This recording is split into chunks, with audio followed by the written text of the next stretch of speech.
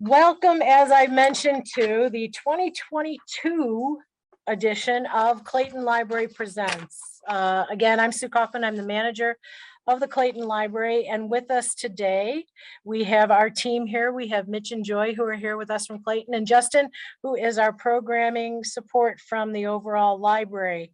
And we could not be here if it wasn't for them. So let's get a little started. I want to remind everybody, we will take questions at the end of the session. Dave has asked that you do put them in the chat and we will get to them, like I said, at the end of the presentation. A little rusty here. Let's see what happens next on our slides.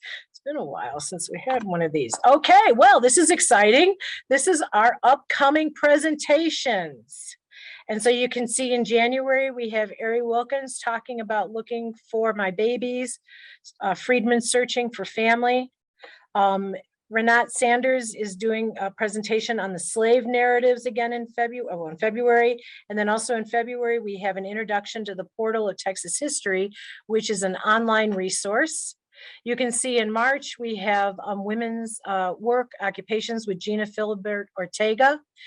And then if you haven't known, the 1921 Census of England and Wales has just been released, and Jen Baldwin from Find My Past is coming to talk about that.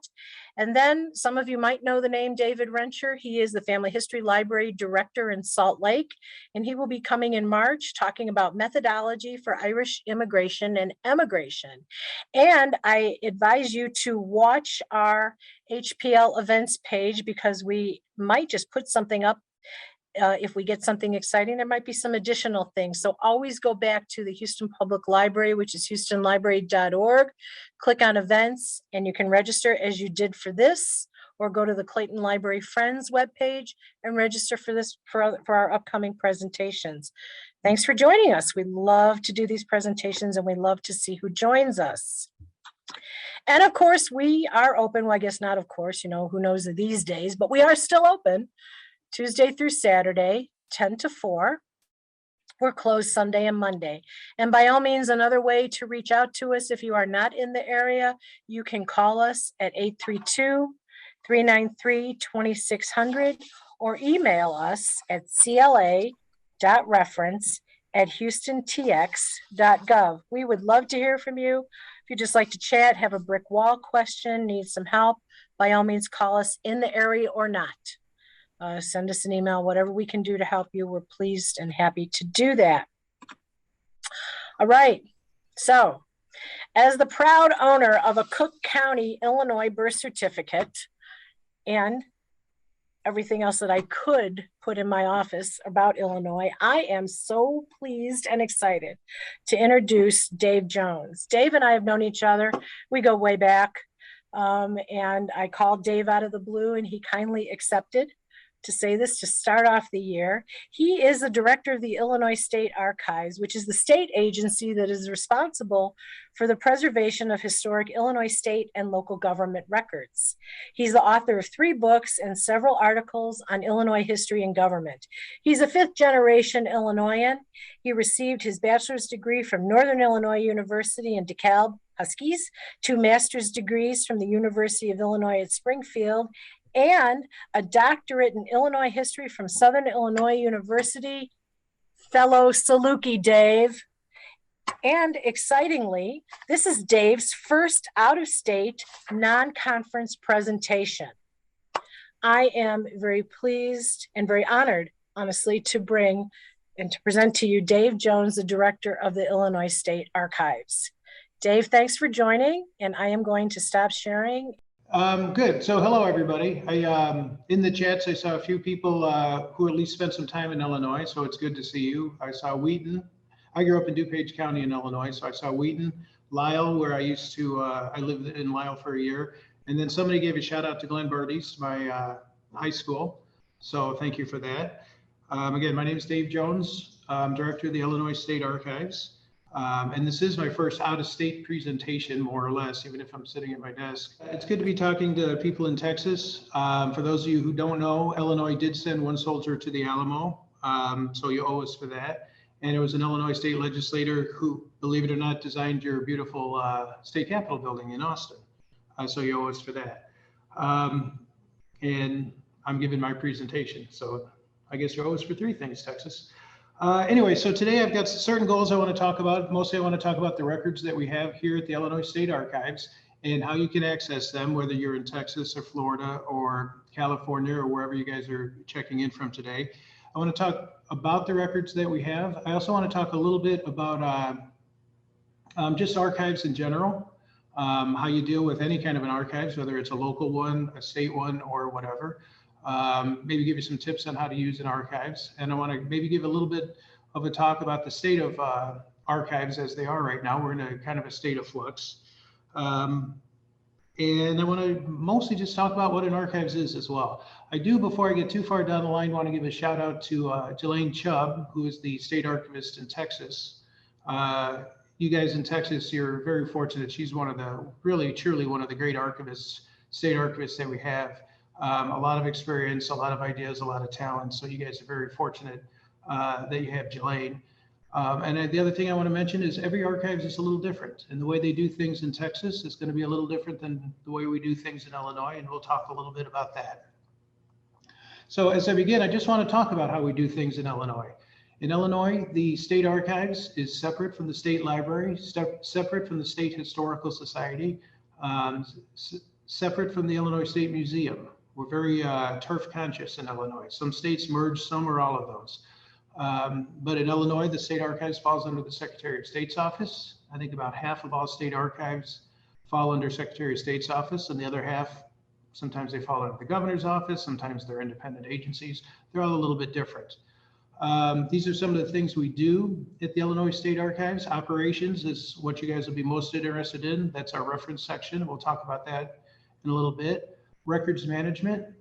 We're the ones who tell state agencies that how long they have to keep their records.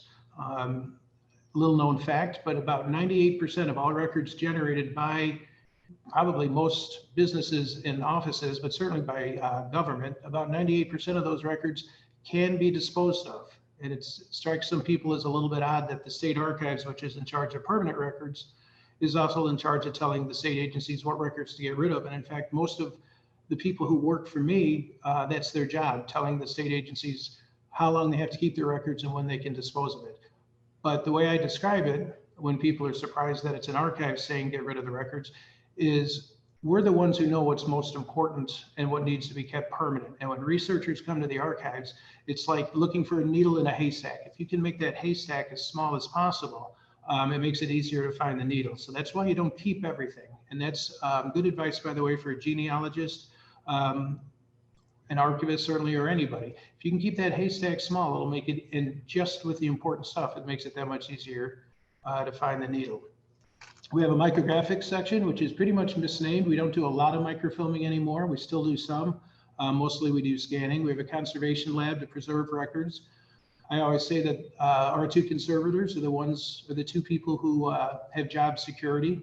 I've got a 5-story building that has 12 different levels of stacks, 12, what we call the stacks, 12 levels of documents, a good chunk of which need to be preserved, and they'll never be done, but they keep plugging away. So by the time they finally finish preserving the last document here, which would be in 300 years, they'd probably be ready to start over. So we do have a conservation lab. We do some publications. If you ever get a chance, go to our website, check out our online exhibit. That's technically a publication. If you want to know the history of Illinois, check out our online exhibit. We also have brochures that help you navigate the state archives, and you can look at that. And then finally, we have what we call the IRAD, the Illinois Regional Archives depository system. That's where we house local records, and we'll be talking about that in a little bit too. Okay, so the only thing we keep at the state archives, at the actual state archives, are official state records. That's our mission. We don't, every state, as I told you, is a little bit different. We don't keep newspapers. We don't keep Civil War diaries, for example. That's a whole separate agency here. So the only thing we have is official state records. It makes our collecting policy very, very easy. So what does that mean though for state records, only having official state records? We have census records, military records, land records, registration records, things like that. How do you know what we have? Well, if you go to our website on the first page, you'll see, I'm going to show you a couple of things. You'll see the descriptive inventory of the holdings of the Illinois State Archives, and this is where you should begin. To some extent, this is more important for historians and researchers, but it can help for genealogists as well. You would click on, if you go to our website, you would click on Descriptive Guide to the Holdings of the Illinois State Archives, and I'll show you that, which is right here. You'd click on that. First thing that'll come up is search tips. These are instructions for how to navigate the system. Speaking as a guy, I don't believe in instructions, so I always skip this section and it always gets me in trouble. I encourage you to read when we have the instructions. So here's where you look up something that you might be interested in. Where would my relatives have records? So let's just give an example, because it's fairly easy to navigate here. Let's say I have a veteran from the 1800s. So let's see what records we have for veterans. You just type in veterans there, spell it right though, and you hit search. And you're going to find all these matches, 103 matches under records and manuscripts, creator descriptions, subject headings. We'll just go to records. There's all kinds of records concerning veterans. And again, it depends on where your research is. Dave, yeah. Dave, excuse me, Dave, when you're searching on the internet, we don't see that screen. All we see is your presentation right now. Oh, really? Yeah, you gotta switch over if that's what you want to do. Yeah. How do I switch over? Well, Mitch, he's gotta stop sharing and then find the right screen, right? Okay, are you good here? No, go down to the bottom where it says share screen. Click on that, and it should give you a listing of things that you can share, and just select your desktop. Okay, I'll just Or your stick browser. with the presentation then. Okay. Okay. Okay, so you can see this right here, correct? Yeah, we see your presentation. Yeah. Okay, so you go to the descriptive inventory. This tells you what kind of records, what the records are that we have. And again, if you have an interest, say veterans, you type in veterans, you click on that, and you can see all kinds of records that come up related to veterans. And then as a genealogist, it's up to you to try to figure out, hey, is this going to pertain to me or not? So a lot of times you'll see records that say different governors' correspondence. It's probably not going to be important to you as a genealogist. But you'll also see veterans hospitals. In Illinois, we have, I think it's 4 veterans hospitals, and those records will come up. Well, that might have an interest if your family member was at the veterans hospital in Quincy, for example, or Danville. So again, that's a way to start to navigate and learn about the holdings that we have. But it's kind of outdated because really all this is, even though we updated and it's current, this is kind of based on back what we used to do before computers. I mean, basically we had a giant dictionary-sized book that had our guide to the holdings, and that's what this is based on. It's geared more, a little less towards genealogists and a little bit more towards historians, quite honestly, and researchers. But there can be good stuff for genealogists. I don't want you to not look at that.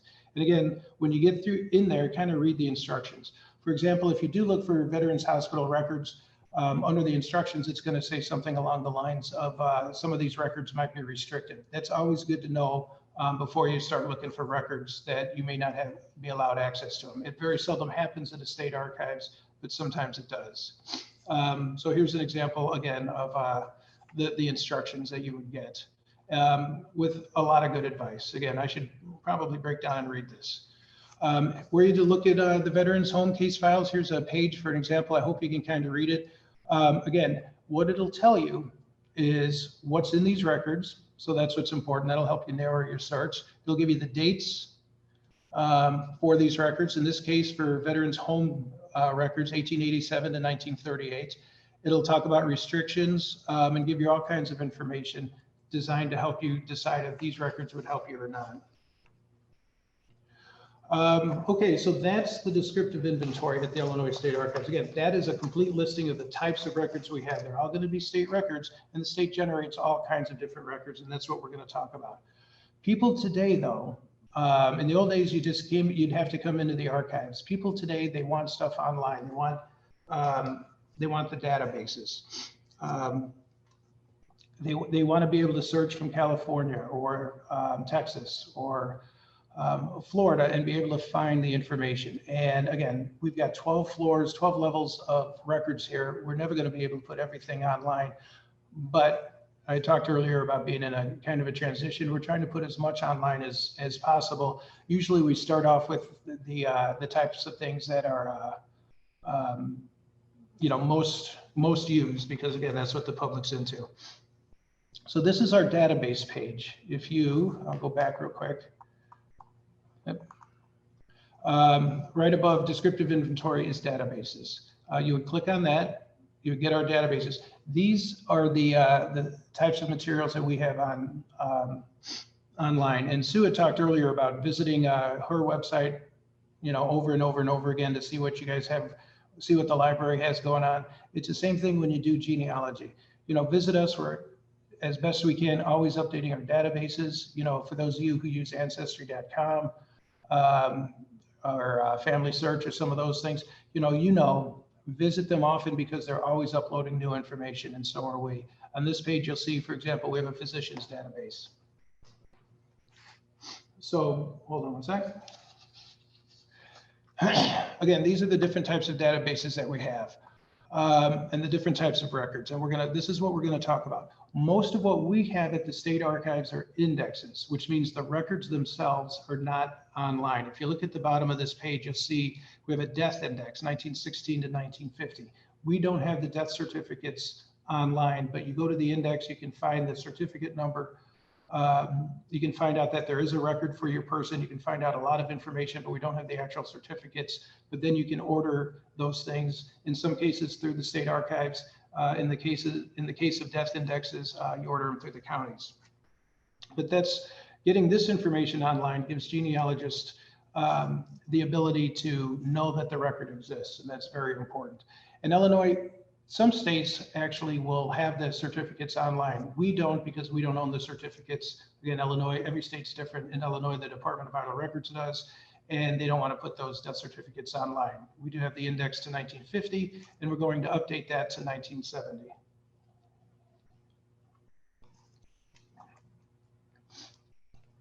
One thing that you'll see on our website, which we don't own, is what's called the Illinois Digital Archives, and this is run through the state library. And we have 3 items on this. We have Lincoln documents. As genealogists, you're probably not interested in those, but you can access those through the Illinois Digital Archives. We've got some World War I intelligence maps from our collection online, which you guys might be interested, probably wouldn't be interested in, but historians are. And then we have the Register of Illinois Prisons online. We don't have that on our website. We have it on their website. We have an index on our site. And that's something that a lot of genealogists are interested in. And I'm going to talk about that in a little bit. So yeah, so we'll talk about it. So what do we have with our index? Well, we have vital records. And this is, you know, the bread and butter of being a genealogist. We have a marriage index, death records before 1916, and death records from 1916 to 1950 as an index. And again, every archives is different, and there's reasons for what we have. The marriage index, we don't have any marriage records here. Marriages are done at the county level. But what we're able to do is we have gone to the counties and indexed the records they have and put them online. Not every county participates, which is again why it helps when you go to an archives, you read the instructions. And we have a listing of what counties participate in the marriage index and what don't. But if so, you know, for example, if you are looking for marriage indexes in Brown County, make sure that, and you look and you don't see, you know, your relative, make sure that we have the names for Brown County. Again, that's kind of a turf battle, and one that, you know, honestly, I think we lost. We have death records from before 1916. 1916 was when the state took over keeping death records, and the State Department of Vital Records is they keep their records themselves, so they don't want us to share those, which is why we only have a name index from 1916, soon to be 1970, but right now 1950. But pre-1916, the counties kept the death records, and they've allowed us to share those. So those are records, very important records. You can look those up at the index and then order them from the county. Okay, very good. So this was the page for, again, if we just did a random search of veterans, you can see all the things that come up, all the different Governor's correspondence that's going to mention veterans, Secretary of State's office. Most of that won't be of an interest to genealogy, but if you go to the Department of Veterans Affairs, you'll see veterans' homes. And again, if you had a relative who stayed at one of the Illinois Veterans Hospitals, again, this is something that's important. So you click on that, you would see the description of these records and the information you would be able to get. You'd find, again, this is the instructions. You'd find the dates. You'd find out how much we have. We've got 50 volumes of records, which is a fairly decent amount. And then you'd find administrative information. Again, the key one here is restrictions. Access to some of these records are restricted. That's very important to read this stuff. And again, speaking as somebody who has failed at that often, trust me, that is very important.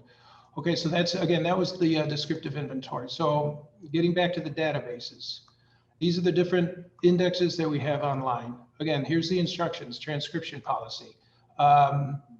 This will tell you basically what the transcription policy is oftentimes we'll have people who say, hey, this record from the 1890s is wrong. For example, Jones is spelled J-O-E-N-S and it should be J-O-N-E-S. If the record itself says Jones and it misspells it, we don't change records. So we always want to be very clear that we cannot change records. Our job is just to provide the record. So that's a great tip for a genealogist. If you have an uncommon name, of course, you might want to check 2 or 3 or 4 different spellings of it. You can't always trust the way it was spelled on a document. We've got, with most of our indexes, you can type in, say, the first 3 letters of a name, even if it's a 10-letter name, and start to narrow the search down there. But the big thing with our database transcription policy is we don't change records. If we make a mistake on the index, we will correct it though. So I want to get back to the death index, 1916. Again, there's a description of what this is. If you were to look for death records in Illinois, you had a relative who died this before 1916. You can search, and it's real simple on the Illinois State Archives. You can just type in a name. So since this is pre-1916, I'll type in, say, my family name, England, and this is what will come up. Okay, as a genealogist, you know, most of you will not start in a complete vacuum. So for example, and I don't. So for example, my family's from Cook County, so right away, I know George England is not going to be my family, probably. The only one on this whole list who's my family, and I just know this, is going to be Arthur England, who is my a distant relative from Cook County. When you see this, this is not the death certificate. This is not the full record. Again, we mostly have indexes. So I know a record exists for Arthur England. I know when he died. He died in Chicago at the age of 4. Here's his death certificate number, which used to be a lot more important, not so much anymore since everything's computerized. And I know that he died in Cook County, which is very important because it's through the Cook County Clerk's office that I'm going to get his death certificate. Because again, we generally don't have death certificates. Some of our IRADs do, which I'll talk about, but that's what an index does. If I go to talking about vital records, if I go to the death index 1916 to 1950, again, and I do a search, I'll just type in Jones in this case. It's really the same thing. All these Joneses come up. Jones, if you have a very common name, Jones, but it's not spelled funny like mine, your job, as you know, as a genealogist is that much tougher. If you have an uncommon name, like I do, it's a lot easier. If you consider that this is a 35-year index for a very large state, there's only this many Joneses, it makes your job easier. My family is from Blue Island, so look at all the people I can eliminate, but look at the Joneses from Blue Island. 1, 2, 3, 4, 5, 6. Ironically, there were 2 different families. I've done a little genealogy. 2 different families of Joneses in Blue Island. There were more Joneses in Blue Island than there were in Chicago. So Otto is not a family. Matilda was my great-great-grandmother. Lena was my other great-great-grandmother, first wife, second wife. Catherine was a great aunt. So I obviously have gone through this. Anna, not related. And I thought I saw there was an Otto, also not related. But again, very easy to navigate. And then once you have this information, you would go to Cook County, or in this case, the one I'm pointing at, Peoria County or Rock Island County. You would go to the county clerk's office and you would order the death certificate. So those are vital records, and that's, again, some states are different. Some states will actually have the death certificates on there. I think Indiana puts them on like right away, which I think is amazing, but that's something that'll probably not happen here in Illinois.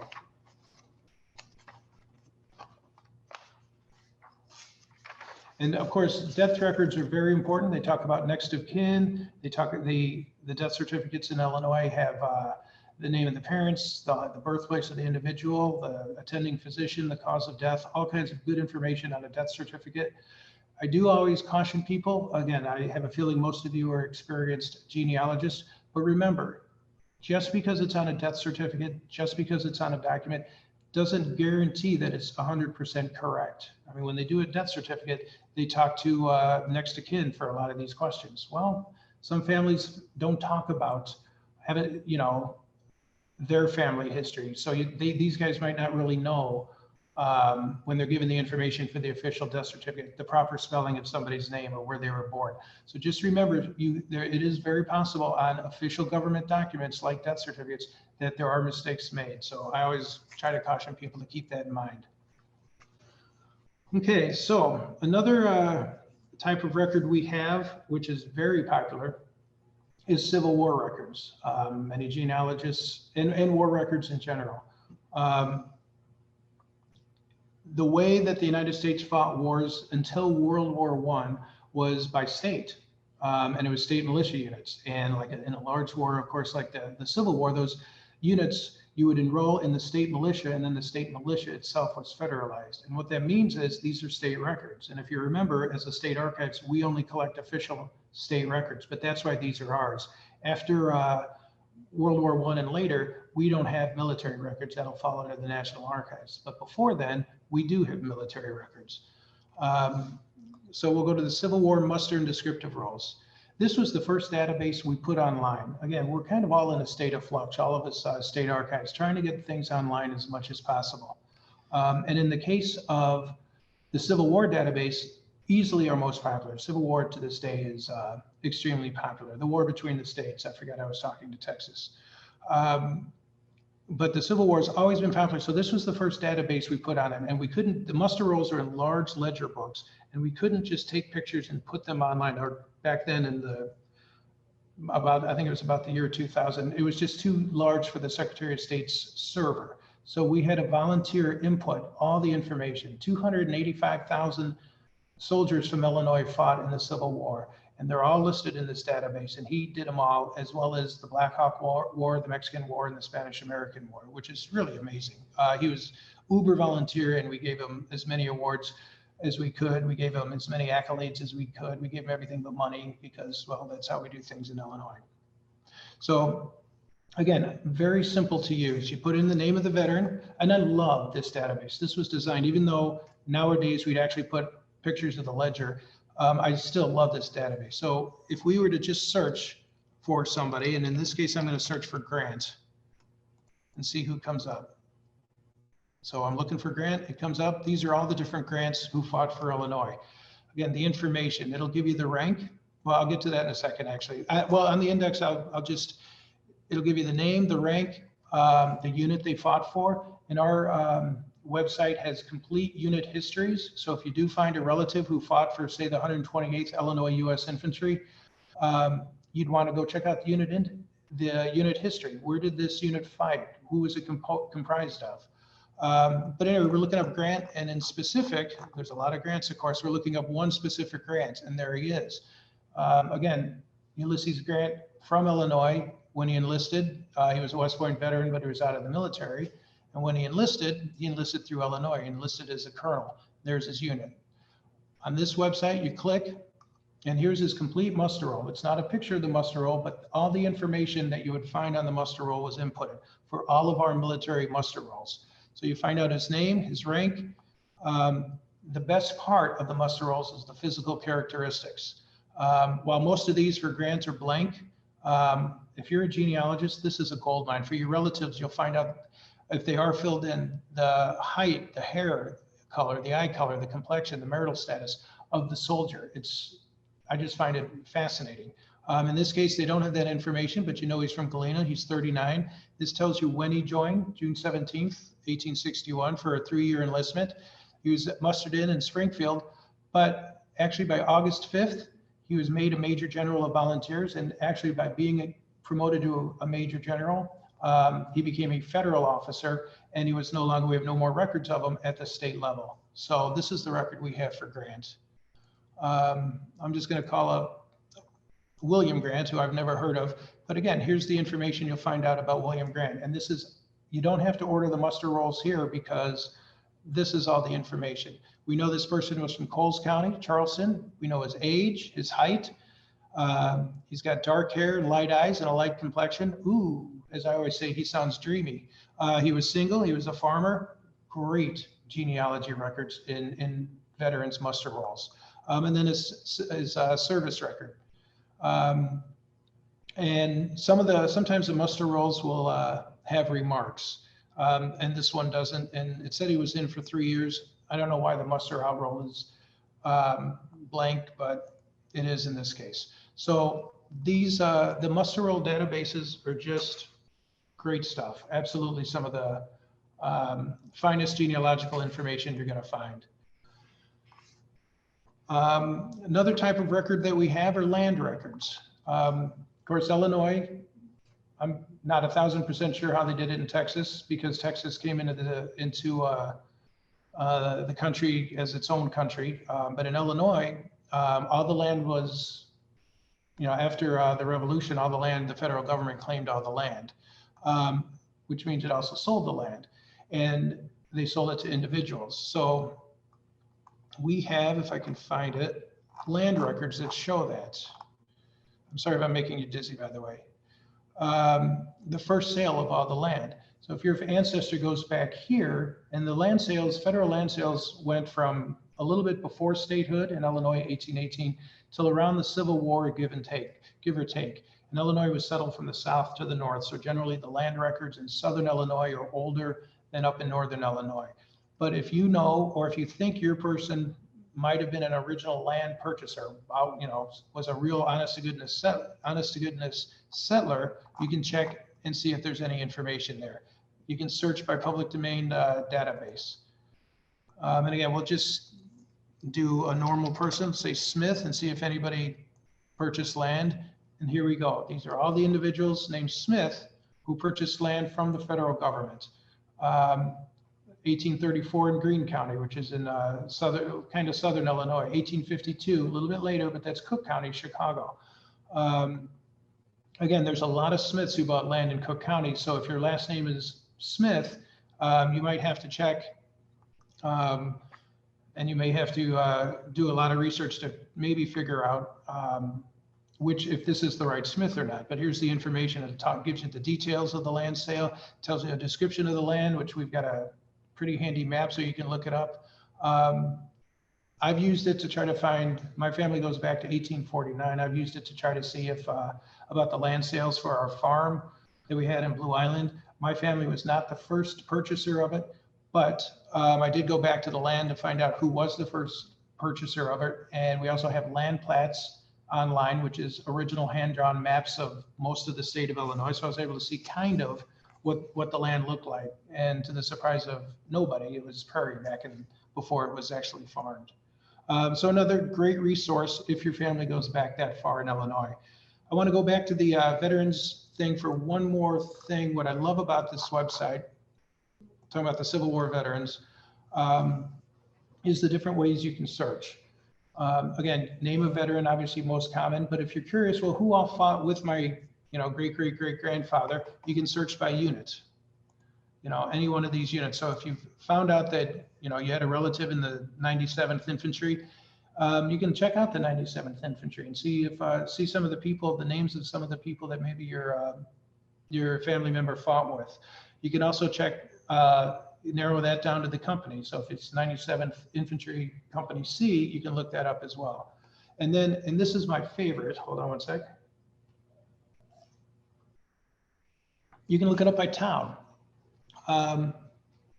So And I'll give you an example of, as a genealogist, you have to be persistent. So I remember the first time I did this, because I love that you can look it up by town, especially if you're a small town, you can see everybody from that town who fought. So I'm from Lombard. I saw there was a couple of DuPage County people there. And I remember the first time I looked up Lombard and I submitted and nobody was there. And it's like, wow, what a bunch of traitors. There was nobody here from Lombard. And then I remembered Lombard as a town. This is where it's important as a genealogist to be persistent. Lombard wasn't named Lombard until 1869, after the war. So I looked up, well, what was it named before? And it was Babcock's Grove. And I submitted it. And again, I got nothing. And I scratched my head about that, but Babcock's Grove never incorporated as a town. So then I thought, well, maybe it's by township, and Lombard's in York Township. So I typed in York. Look at all the people from York, DuPage County who came up. So these are the people from my neck of the woods who fought in the Civil War. I'm not that old, so 100 years before me, 150 years before me. But that's how I had to narrow down the search, was by York. It's just one of the things when you're a genealogist, you go back and you have to keep pushing sometimes. But I'm frankly kind of proud that I figured that one out by myself. I'm going to go back to, and again, I hope I'm not making you all dizzy here. I'll get out of the Civil War muster rolls to our databases. We've got a few new databases. One thing we're trying to do is the physicians database. If you have relatives in Illinois in a professional, who were professionals, physicians, nurses and stuff, they probably had to register with the state. When those records are 75 years or older, we can release them, and they can sometimes be very good with for genealogical information. So the physicians database is a good example. Again, we'll just type in Smith. They're not as good as a source as others, but they can be very interesting. We have an Aaron Smith who got his license in 1918. Again, this is an index. This is not the actual record. But here you're going to see the evolution of putting things online. So we have an index. We put down certain information about Aaron Smith, but now 20 years after that Civil War index was put up and transcribed, we can actually put these large ledger books online. So we've got this information about Aaron Smith. And give it a second. And look, the actual page of his registration comes up. You can zoom in. And I'm just going to pick up the first name on the sheet of paper.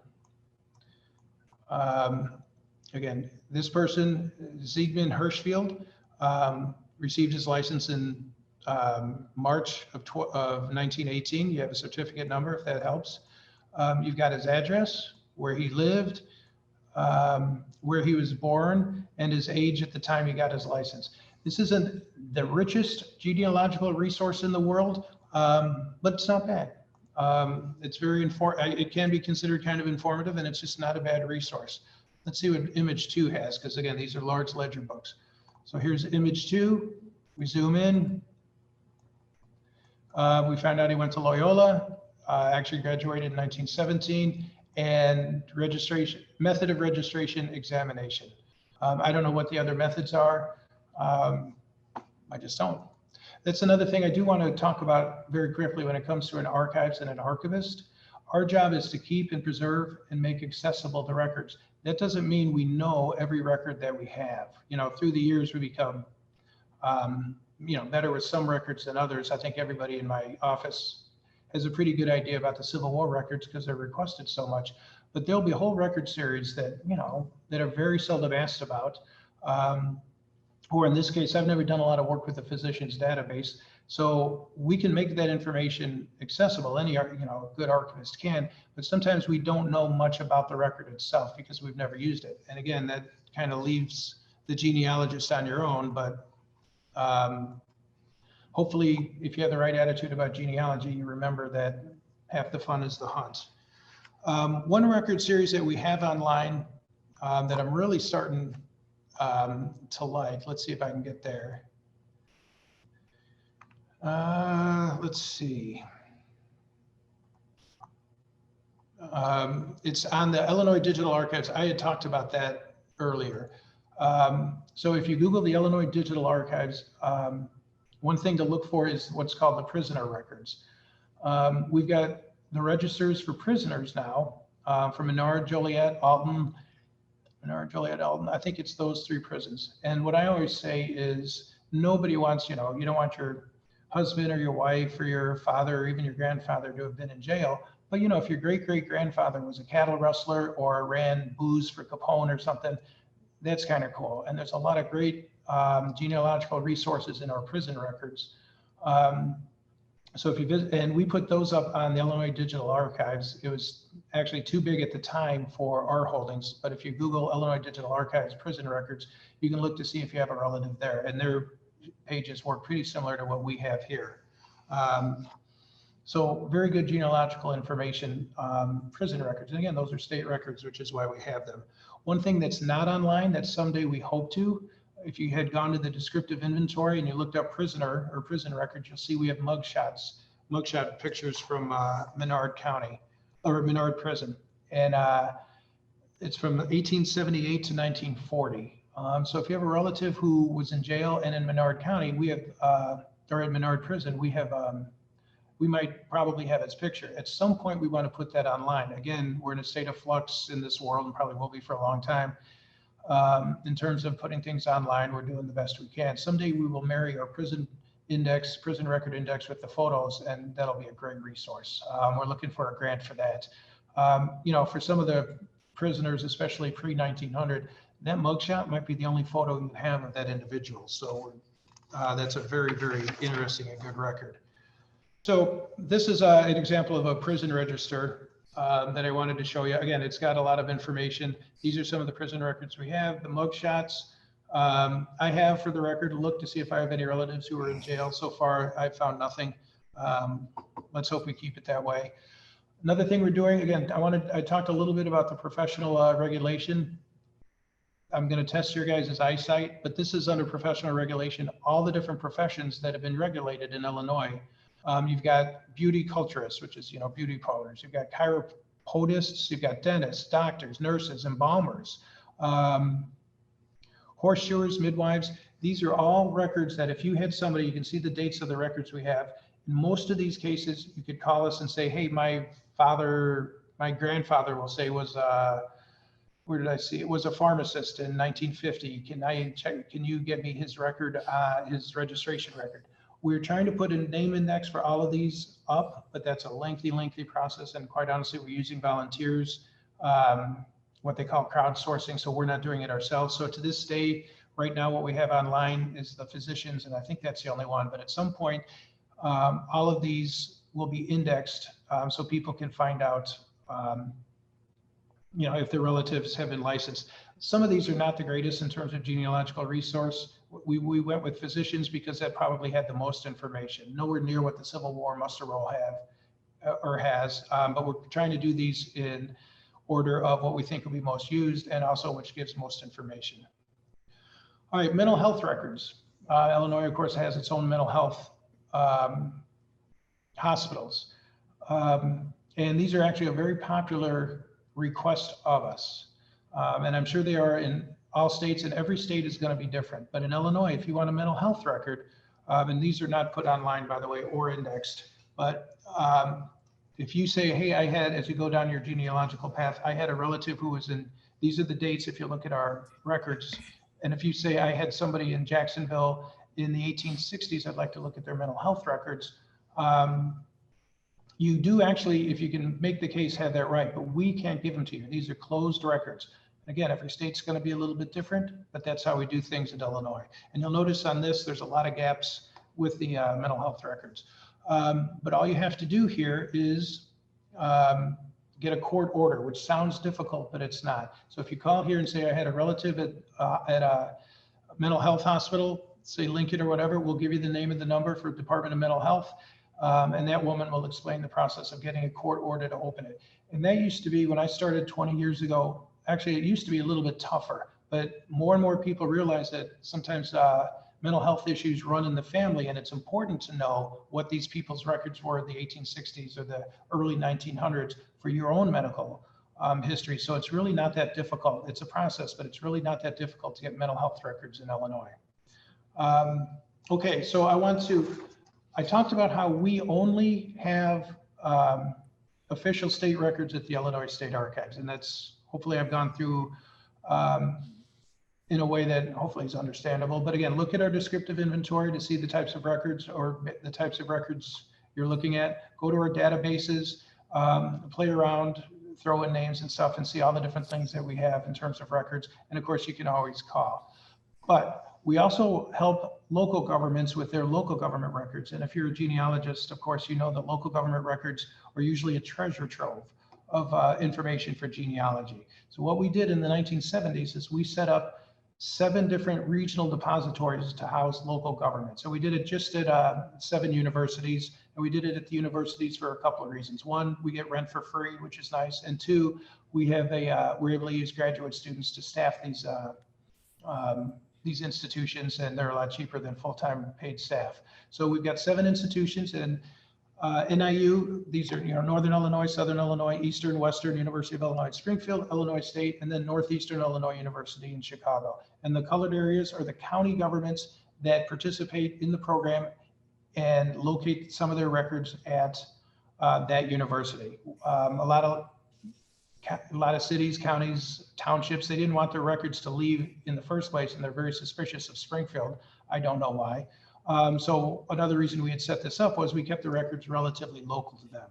This is not a mandatory thing. So in terms of not every city, not every county participates. Some of them, we'll go to, say, a county clerk and they'll say, heck no. And then we'll wait 8 years. A new county clerk will come in and they'll give us a call and say, hey, can you take these records off our hands and take them, say, to NIU? And it's like, yes, we'd be happy to. Or in a lot of cases, we'll microfilm those records.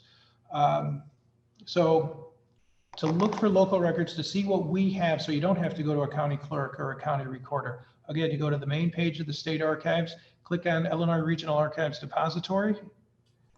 So you click on the regional depository system, and this will talk a little bit about the types of records that we have. County board records, mixed for a genealogist, but they do have some birth, death, marriage records, usually before 1916, land records, assessors records, voting records, all kinds of good stuff for a genealogist.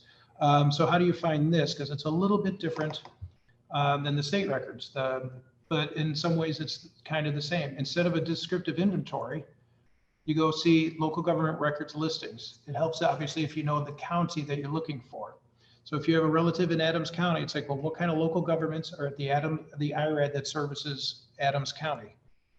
And these are the kind of records. You have court records. You can't quite see it, but these are the dates. You can see the dates, which is also important. Birth records. If you know you had somebody born in Adams County in 1905, you won't be able to get that record at the IRAD. But if you know they were born there in 1900, you will be. So again, going to the types of records for that county will help you with your search. We do have some databases. Going back to the database page for county records, indexes mostly. We don't have a lot, but we do have some. Southern Illinois University, you can see some of these are very, very small. East St. Louis Court Naturalization Papers, 1 city in Illinois for the span of 32 years. So we don't have a lot online, but you never know. Well, I never know. Some of this stuff maybe can be helpful or not. If you did have somebody who was killed in Chicago between 1870 and 1930, that's actually a very good database there, the homicide database. But we don't have a lot online in terms of local records. So that list that I showed you earlier is a good place to start, and then you call the IRAD itself. And a little hint, if we do have the records at the IRAD, they're usually a lot cheaper than ordering from the county, so that actually will save you some, can save you some nice money, actually. The types of records that we have, again, there's different types of records: births, election, marriage. Those are some great county records. One of the most popular is naturalization records, which were done at the county clerk level. We have a lot of them, and we're trying to get more. But naturalization records are a great source of genealogy, of course. They're very difficult to use because you really have to know where your family was naturalized. In Illinois, of course, a lot of them would have been in Cook County and in Chicago. But they are difficult to use, but it's, you know, if you find a relative who is naturalized, whether it's in Adams County or wherever, it's very, very handy. But again, if you're looking for naturalization records, check our listing of records first. But birth, marriage, death, county land records, always a good one. And like I said, naturalization records. Another good one that's a local level, that's not at the state level, probate records. I've used these in Cook County. A lot of counties will have wills, but if an individual didn't have a will, they'll have probate records, which are a great resource because that is a listing of a person's estate when they died. Sometimes there'll be a court case involved as well, which will be a listing of which family members were fighting over that estate. So at the IRADs, again, check the circuit clerk records for the county. Again, it helps to know the county, obviously, and probate records, and check those out. That, for me in Cook County, came in extremely handy in a couple of different cases. So with that, I'm pushing, there's just one other local government records. You never know, maybe county records, county board records. If there's a land dispute, you might have county board records. Court records, of course, coroner's records, school records. It all, you know, it's all worth at least investigating to see if you have a relative who might be in some of those. Again, the difficult part is a lot of that's going to be hands-on, having to come into either the IRAD or the county itself. But the payoff, if it works, can be absolutely, absolutely tremendous. So I'm going to, here's, again, a list of some of the records.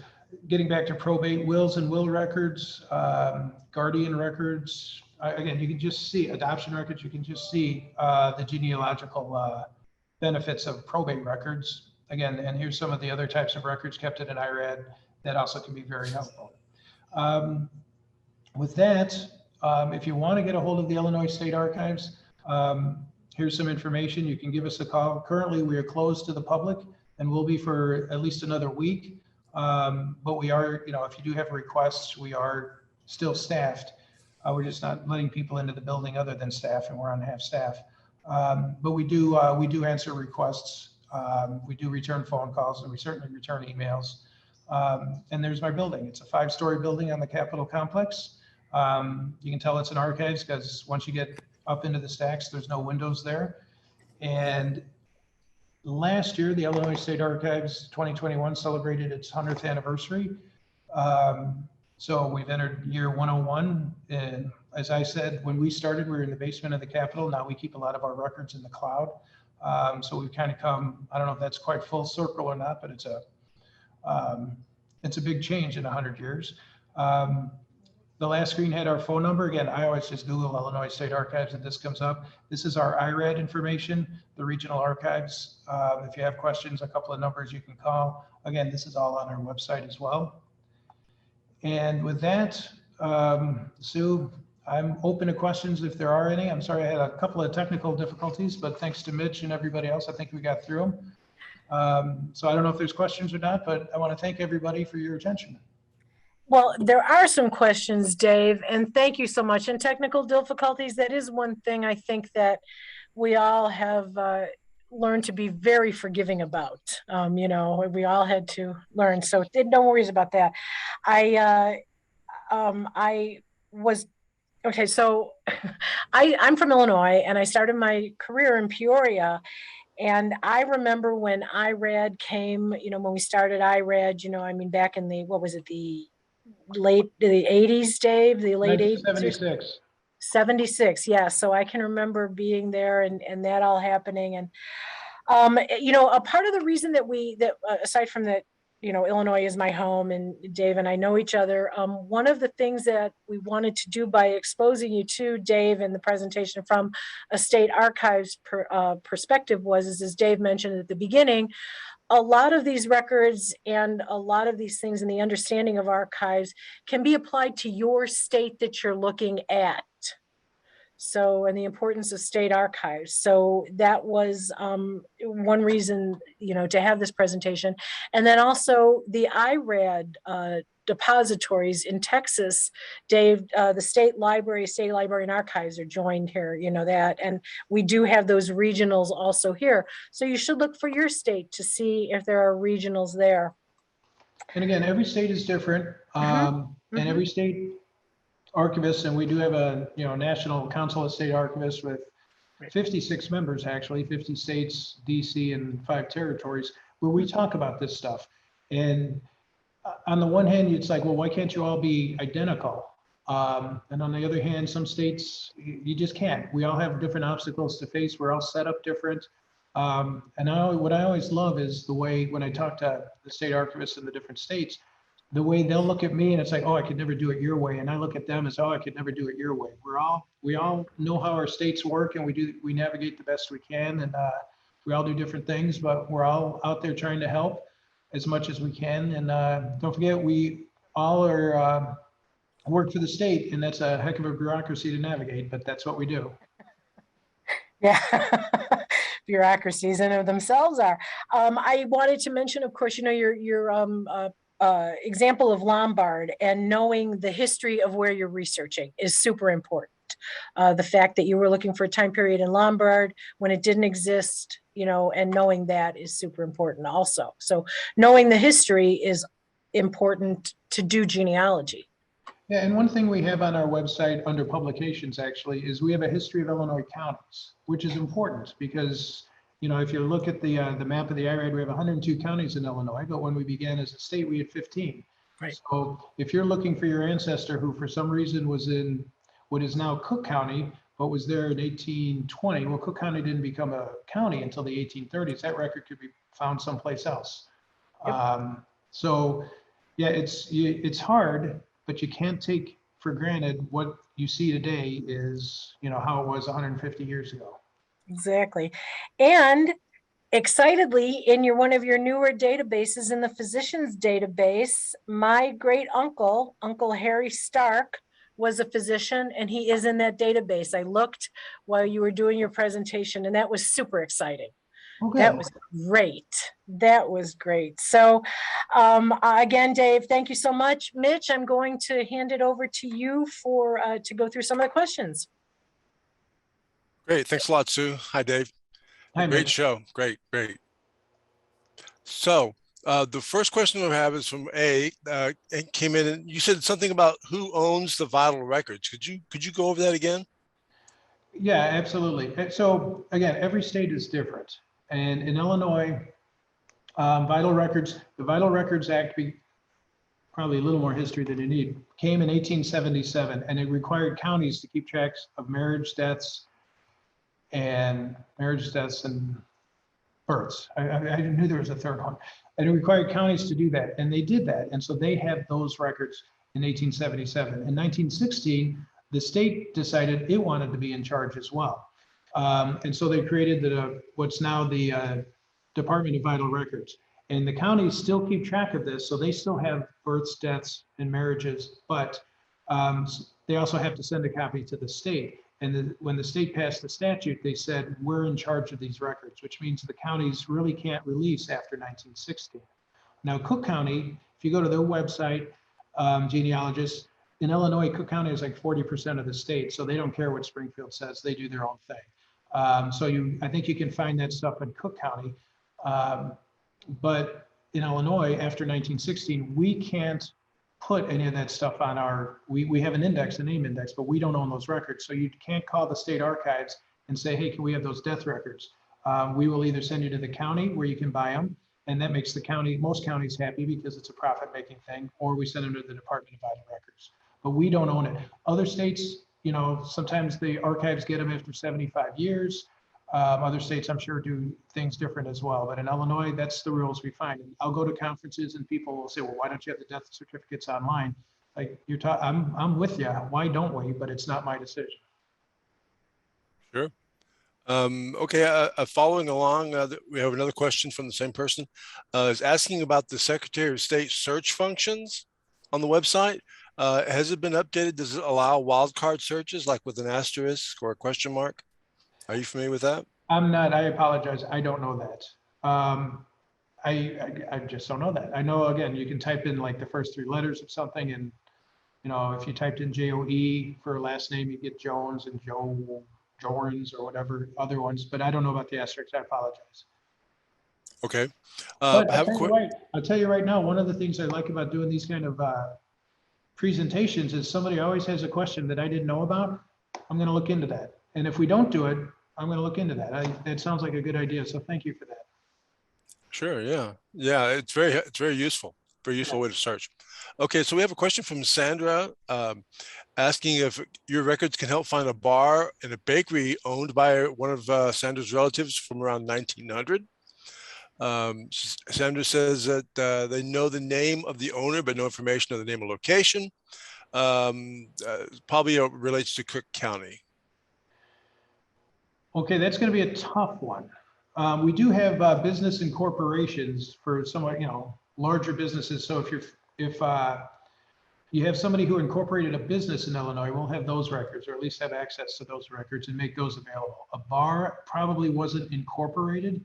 We do, on the other hand, if they violated the Liquor Commission code, we may have Liquor Commission records, sold to an underage minor from that long ago. In fact, we're going through, well, it's not important, but we do have liquor control violation records around the turn of the century. So that might be something. If you called us and asked about us, or if you emailed about it, and you're better off to actually dealing with my reference section than myself. But usually what my reference section will say, or my people will say, is we might not have those records, but here's some ideas on who might. And at a minimum, you go through, and off the top of my head, we don't have the records, but over at the Illinois Historical Library or Chicago History Museum, if it's in Cook County, you go through old phone directories and you look for it there, or some of their city or county licensing records. Again, because those are local records, not state records, we wouldn't have those. Or you go through old newspapers and just see if, for whatever reason, a word search, if you know the name of it, see if they took out an ad or if they were in the paper for whatever reason. Sure, those are all good hints. Yeah, good ways to look. I have a question from Donna. Is asking about those people with common names trying to find death records instead of paying for multiple death records to find the right one. Is there any tips or any ideas on how to get around having to order a lot of potentially expensive copies? Yeah, it's getting easier. That's for sure. If you have as much information as possible, that helps. So again, if you go to our index, you can eliminate, and your family's from, say, Cook County, you can eliminate 101 counties with the same name. And again, the way you can search on our website, you can usually search by county, or you can, for a lot of the records, or again, the name will list the county. So that helps narrow it down right there. And the more the more you can narrow it down. If there's 3 Anna Joneses, I'll use my grandmother's name. I know she was born in the 1890s. I don't have to, I know she was my grandmother. So if there's an Anna Jones who passed away, again, if you go through the index and you see the age and it says passed away at the age of 4, again, process of elimination. Keep good records as you're going through, because you hate to get interrupted, to walk the dog, come back and forget everything you've eliminated. But that's about the best you can do, is try to know as much information as possible. Coming in. And other than that, yeah, I don't know what to tell you. I've got 3 wills from people that I've never met and that are not related to me that cost me, I think, like $25 a pop. Sometimes it does happen, but if the more information you have coming in, the better off you'll be. Sure. So Andrea wants to know, where can they find probated wills in Illinois? That'll be the circuit clerk in each. You can check our IRAD, because we'll have some. But again, the IRAD, which it's a local government record, circuit clerk's office, not the clerk's office, but the circuit clerk's office. They're local government records. So at a minimum, you can call that county clerk or county circuit clerk and see what they have. I would check the IRAD first just to see it's possible we will have it. Again, the IRAD is voluntary, and my experience has been most units of local government decide to give us their records when they run out of space, not because they think, hey, this will help the researchers. So I don't know how many we have, but I would check there first. And then if that's unsuccessful, then I'd just go to the circuit clerk's office. Okay. Now we have a question from Ken and Jan asking about the land applications associated with, or would there be land applications associated with the land grants? And are there records for free people of color in Illinois? Okay, so the second half of that question, yeah, we do have records for free people of color. If you go to our website, you'll see we have a little brochure on, I forget the title of it, Early African Americans in Illinois. So we do have records. Illinois, although it was nominally a free state, we actually had slavery till the 1840s, and then we made life extremely difficult for free African Americans as well, including requiring them before the Civil War to register if they were to come into Illinois. So we have a lot of those records when it comes to free African Americans here in Illinois. That's a very spotty record series for, I don't want to say for obvious reasons, but it's just very spotty, but it's something worth looking at. I don't think we have it indexed, but that's something worth looking at. And I forget, the first part of that question was land records? Yes, are there land applications associated with the land grants? Again, that database shows the first time buyers for land. And as far as I know, that's one of those record series that I don't have a lot of information on, and I apologize for that. But what you see on the index will be for the first time landowners, and that's probably about it. If you want good land records themselves, especially that early, you probably have to go to the county, either the recorder's office or probably the county clerk's. Right, yeah. A question from A. A is asking if you have an index for the St. Charles School for Boys, circa 1910, 1930. Does that sound familiar to you? Of course, because St. Charles was just to the west of us. Growing up in Lombard, it's a juvenile detention facility straight down, I think, Roosevelt Road, not North Avenue, straight down Roosevelt Road. And on weekends, my dad would drive by there and threaten us kids. So I'm certainly very familiar with it. He's like, yeah, anyway. And A, who I think had chatted about Glen Bardise, A will understand that humor. I don't know if we have those records or not. Again, that's something to search. That's an interesting question. And it's also an interesting question as to how public those records are, considering that they're juveniles. Again, this is an example of, I've never looked at those records. Check out our descriptive inventory, type in the St. Charles facility, or, and if that doesn't come up, try a couple other things, juvenile detention, something like that, and see what we have. Honestly, I don't know. I do know we don't have any of those records online per se, but whether we have the actual records for that, I don't know. Okay. Now I'm remembering that, and all the times we used to drive by there. And of course, from Lombard to DeKalb, where I went to college back when I was a kid, we'd take Roosevelt Road. We'd go by that place all the time. Okay. Now I've got a question here from Unity, asking about the historic professional licenses, where to find something such as Unity says that their grandmother was a registered nurse in the early 1900s. Excellent.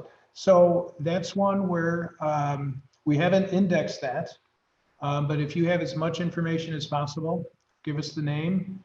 And that's when you email us or call us. Give us the name if you have an approximate date, and we should be able to find that record, because that one, I don't have the that page in front of me for the dates that we have for if they were regulated at the time, but assuming they were, again, check that out. Yeah, just give us a call or an email and we should be able to find that. We do have a $10 fee, out-of-state fee for research fee. An archives doesn't do research per se. Like if somebody calls and says, I want everything you've got on the I&M Canal, well, we're not going to do that. But if you call and say, I want a record for my, Grandma Jones, who was a nurse in 1910, can you look in the professional register to see for nurses and see if that's in there? That will do. And there's not a state fee of $10 for, I think it's 2 searches that we will charge it. Cheap at twice the price. If what you're looking for is there's no price tag you can put on it. So Shirley has a question asking about, says that since marriage and divorce records are end at 1918, can you go to the county clerk for anything later than that, or what's the availability of those? Yeah, you can go to the county clerk. Is it, Go ahead. I would say, how recent can you look up marriage and divorce records in the state of Illinois? You know, I apologize. I should know this. I want to say 50 years, but honestly, I honestly don't know. So please don't hold me to that. I know birth records. Yeah, you know, I haven't thought about that in a while. Again, and I'm going to blame the pandemic. I just haven't thought about that for a while. I want to say, but I think 50 years, but again, double check if I'm wrong, if it's 25 years or 20 years. I don't want to, you know, be wrong, first of all. And then again, a lot of times there's exceptions made for family. You know, if it's your personal divorce record or marriage record, or you're the son of a whatever, I'm sure there's always exceptions like that as well. I have seen that where if you can prove that you're a direct descendant or something like that, you can have access to records like that. Yeah. Yeah, and it's always interesting with that stuff. I did read my doctorate was a biography of the first African American who was elected to the Illinois legislature, and it was in the 1870s. And he was from Chicago, but his wife gave birth here in Springfield, and the baby died like 4 days later. But I went to the county to get the birth certificate, and it was so funny when the woman came out. She's like, "Well, here's the person, but I don't think it's you because this is an African American baby." And I was like, "No, that's what I want." And they had a big sign that said you had to be related. I wasn't related, but she gave it to me anyway. You know, that's another thing. Always be nice to people, whether it's certainly archivists, because we're nice back, but it never hurts to be nice to the people behind the counter, especially at the county level. And if you're a genealogist, a lot of times if you're dealing with a clerk's office or a circuit clerk's office, you know, they consider this to be kind of a not quite their full-time job. I think it is. As an archivist, our job is to make records available. They are doing all these modern stuff, you know, current real world stuff, and to look up a record from 1918. Some of them, not all, but some of them look at it as kind of inconvenient, even though they charge a lot. So just, you know, be nice, be patient, and treat them well, and they'll usually treat you very well. Yeah, take care of the courthouse clerks and they'll take care of you. That's right. Exactly. Now I have a question from Katie Katie says that their great grandfather worked at Joliet prison. Does the state have employee information, or is it only prisoner information that you'd have? Good question. Don't know. We might. I think you said great grandfather. Yes. Yeah, so that's going to be a while back there, so we might. And that's the kind of thing that you don't know where you're going to find that. It's possible, you know, go to the descriptive inventory, see the different kinds of records. I typed in Joliet prison and see the different kind of records we have right out of the gate. I don't know if we have employee records, but we'll have warden records, and maybe the name will pop up in a letter or something with the warden. And so that comes down to how much research, how much digging do you really want to do? I mean, it's not easy. It's not quite like, you know, sitting at home on the internet checking out Ancestry. I mean, that's some serious research there, and that's the kind of thing we would not do for you, but that could be a payoff. And then again, I don't know if we have employee records for Joliet back then or not. So again, that's check the descriptive inventory. Okay. Now I have a question from William. Asks if there's a way to get a copy of digital records, for example, the physician index. We don't give out the whole indexes.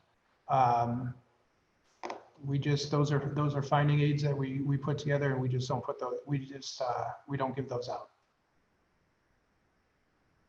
Okay. That's all the questions I have. I guess I'll turn it back over to Sue. Thanks a lot, Dave. I really appreciate it. Thanks, Mitch.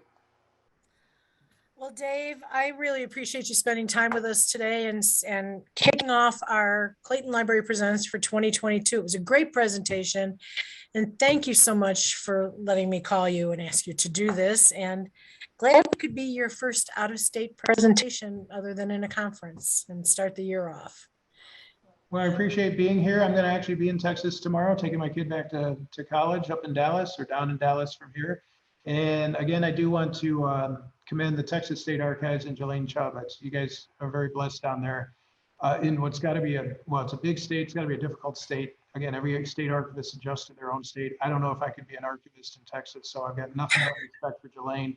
I'm guessing she would say, I don't know if I could be an archivist in Illinois. So hopefully she's got the same amount of respect. As a true Midwesterner, Texas is its own place. Yes. So, Dave, thank you very much. And I'd like to thank all of you for joining us. And our next presentation is January 14th at 2 p.m. And it is Ari Wilkins, Looking for My Babies, Freedmen Searching for Family. Thank you all again for joining us, and Happy New Year, everyone, and we'll see you soon. Take care. Dave, thanks again. Thanks, Sue. Thanks, everybody. Thanks for the question. Bye. Thank you. Bye-bye.